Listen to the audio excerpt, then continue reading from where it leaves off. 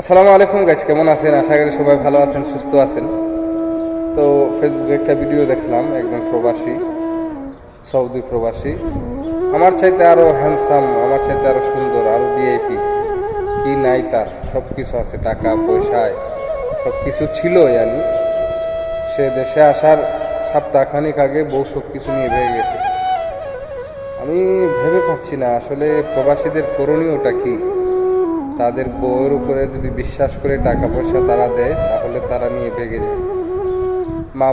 মা বাবার কাছে যদি বিশ্বাস করে দেয়, অনেক, সবাই না, অনেক মা বাবারাই আছে টাকা সঠিকভাবে কাজে লাগাইতে পারে না।